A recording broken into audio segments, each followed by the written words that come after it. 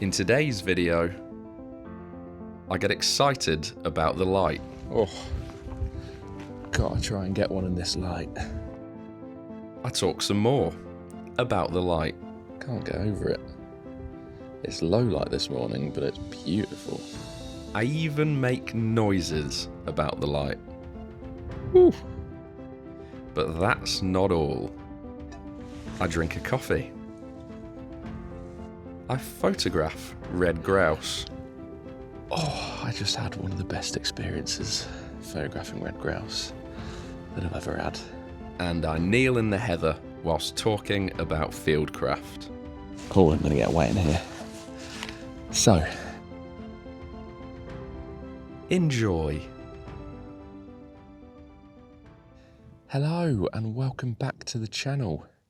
Today, you join me in the Peak District at one of my favourite spots to come and photograph red grouse. I've got here nice and early to see if I can beat what will undoubtedly be a lot of walkers walking past, just to see if I can get any good early sightings and photos of the grouse, which I can hear all around me, by the way, nearer to the path before I've got to venture deeper into the heather that's behind the camera right now.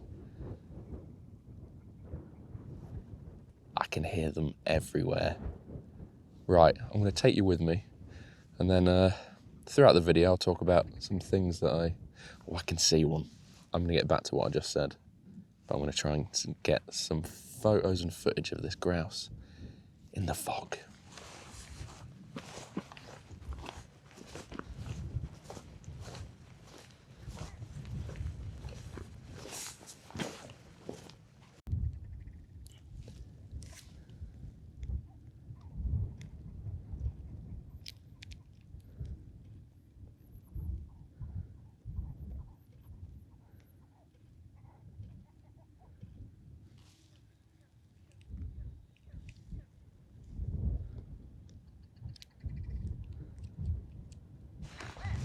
Right, well, it's strangely foggy this morning, but it's making for quite a cool effect on this grouse. I'm just going to try and get a bit closer.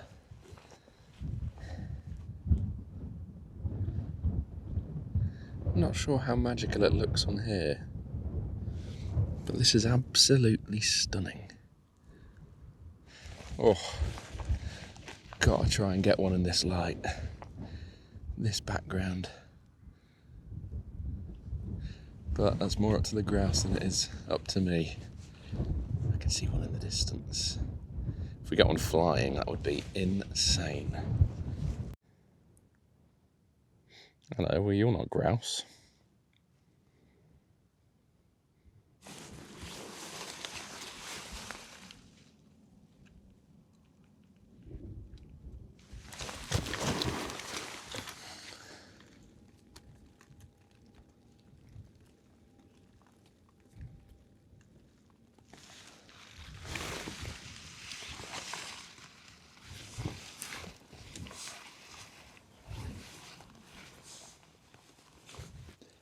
Right, well, can't get much closer to the grouse that I'm trying to photograph over there.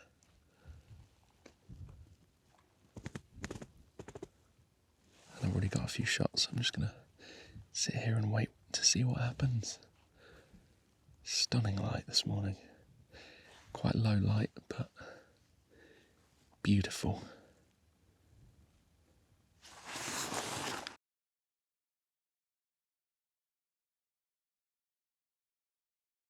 Well, sorry about that rather abrupt ending to that final bit to camera.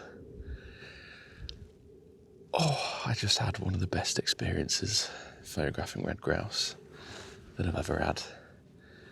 As I was speaking to you, photographing one that was over that way. See if I can show you. I had one fly in onto that rock just there.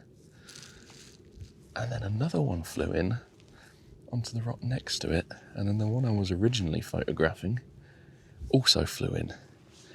So they were communicating and sort of posturing I think I got some good footage, and I think I got some good photos, one of which is what I think is going to turn out to be a nice black and white photo, utilising the textures and the tones on the rock that the grouse was stood on. And then I got some wider shots, and anyway, this has been a bit of a dream start.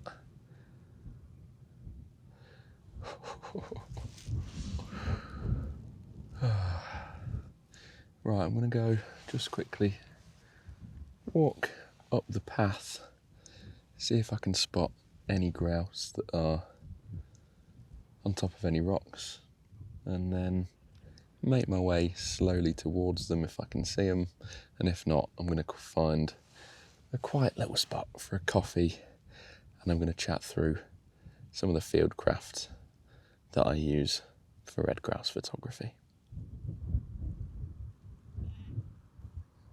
Can't get over it. It's low light this morning, but it's beautiful. Pretty windy though.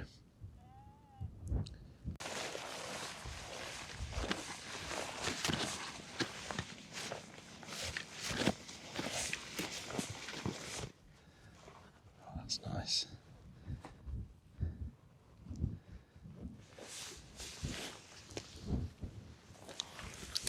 Backlit sheep.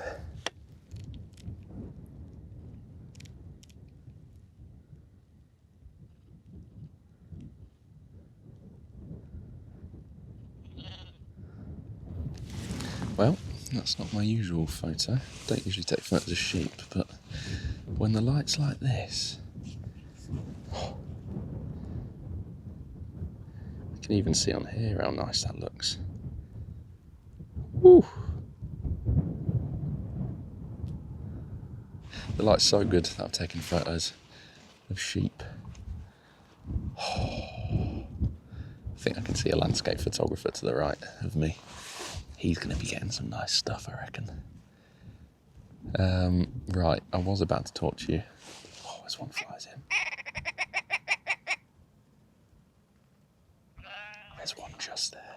I'm going to have to get my camera.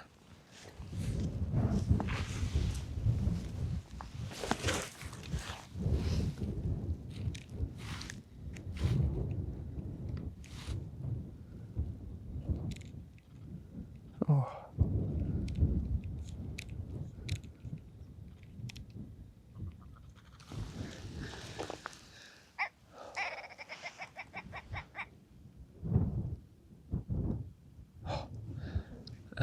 Right, I was going to talk to you about Fieldcraft. In fact, this might be a good time. I'm going to see if I can get close to these two whilst this light is unbelievable. Oh, look at this behind me. Probably doesn't, but it's just magical. Very bright, but there's still what I'm assuming is low light cloud. Right, this might take quite a lot of effort, but let's see. So we've got two over there, a collection of rocks. What I'm trying to do is not walk directly towards them, not look at them, just so they don't think that I'm concentrating on them. This is going to be tough because they've seen me the whole way, but we shall see.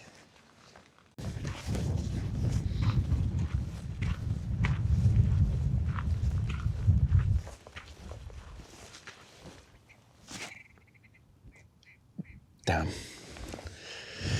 Flew off before I was even about 30 metres away. They can be tricky buggers. They can also be quite easy. As with a lot of wildlife, it's very much luck of the draw. It can be down to whether the specific grouse is particularly skittish or not. I think this time was because it saw me coming from the first time I saw it, and I had no choice but to stick to the path, so I was very visible and my silhouette was big. Right, at some point I'm going to have to record something to go through Fieldcraft and how you can get close to grouse. The thing with grouse is you can hear that iconic call. If you're in a grouse moor, you can hear that iconic call everywhere, and it always sounds like they're close. But they could be close and hiding in the heather, and your only chance is spotting them when there's any movement. Or it could just be the wind that's carrying their loud call and making it sound much closer to you.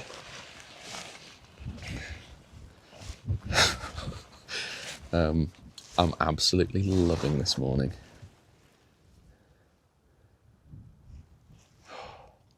This is my day off. I'm here for 1 week in the Peak District running Red Grouse photography workshops. And it could feel a little bit like a busman's holiday coming here, but it's been worth it so far. And the morning is young. Right, I'm going to put you down and talk through Fieldcraft whilst keeping my eye out to see if there's any grouse that pop up. Oh, I'm going to get wet in here. So, as I've already talked about when I tried to get close to that other grouse just 10 minutes ago, if you see a grouse and you want to try and get close, the first thing I do is try and not make it obvious that you're going towards them. So don't sort of just walk looking directly at them. And if you can, rather than going in a straight line directly towards them, try and take a bit of a diagonal path, just to make it look like you're not going towards them or they're not the target of where you're walking towards.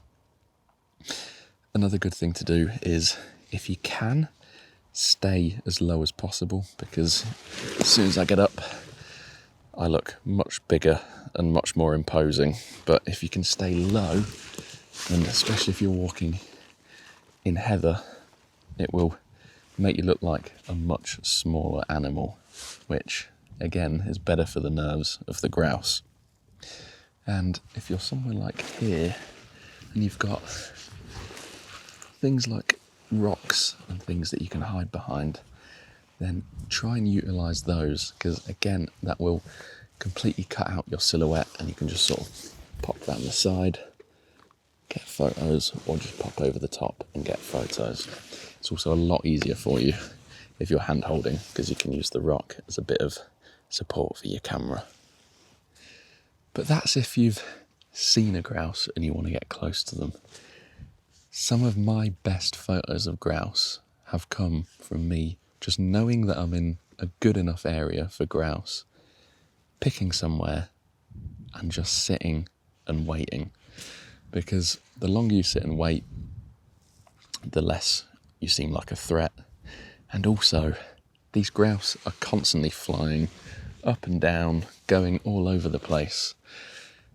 And if you position yourselves near some of these rocks, again, the males predominantly like to come onto these rocks and sort of posture and survey the area and let the females know that they're there. So if you can position yourselves around or in view of some of these rocks, then you're going to stand a pretty good chance after a while that one's going to come and land there. Now, it's not a foolproof technique. There are times where after half an hour to an hour I've not seen anything, I'll move on. But yeah, the best photo I've ever got came from essentially complete luck. Yeah, it was right at the end of the day and a grouse just flew in front of me and I got a stunning photo in last light.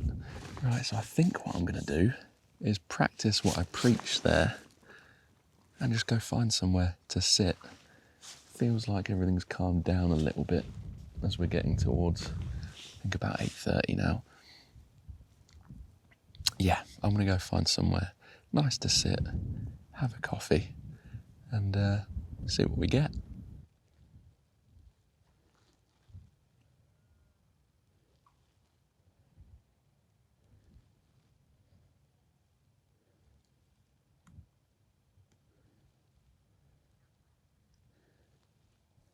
What a strange morning of weather.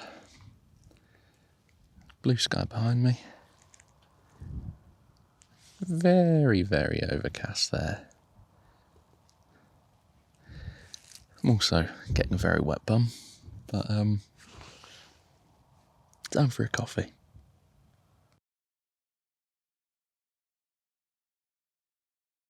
And almost to prove my point, literally just had my first sip of coffee, and there's a grouse.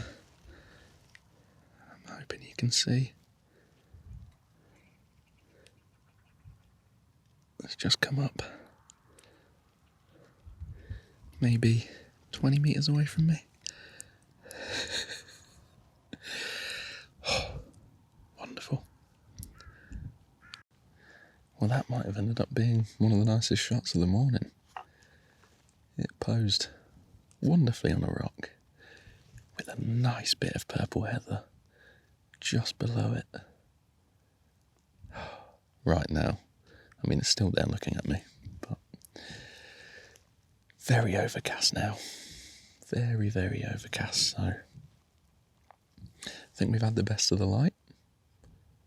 It is now coffee time.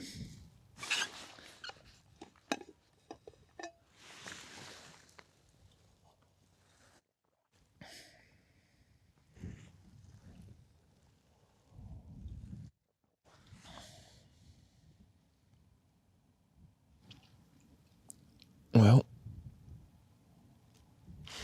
20 minutes into being sat here, there's another one that's flying in. It's about 30 metres away. It's currently in the heather. Doesn't know I'm here, I don't think. So, yeah. I'm just going to sit here and see if anything exciting happens.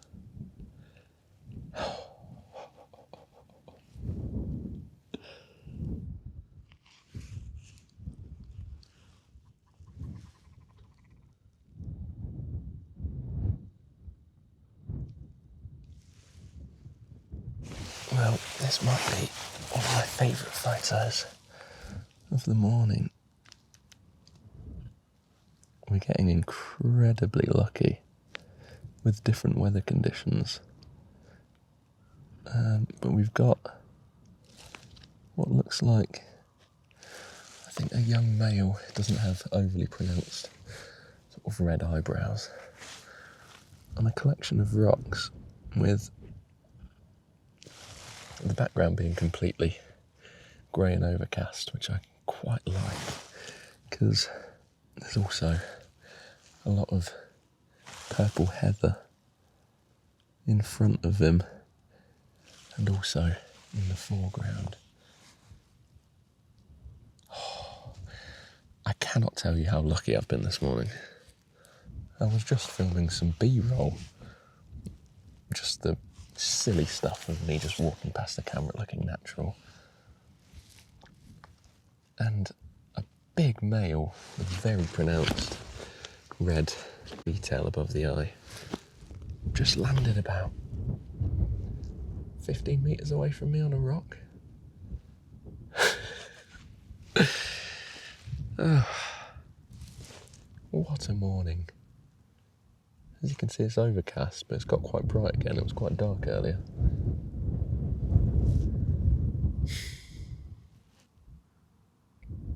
God, I love this.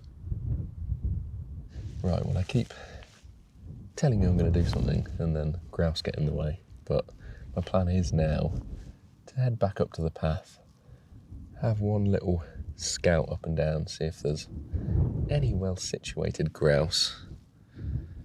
But then I think I will be calling it a day, because my stomach is starting to rumble and I've got some overnight oats in the car ready for my breakfast. let's have a little wander for the last 20 minutes.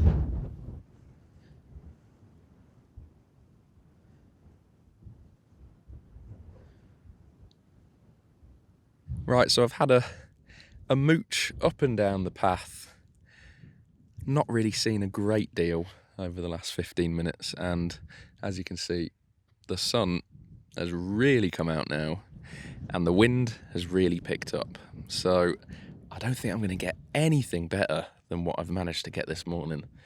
It has exceeded my expectations so much.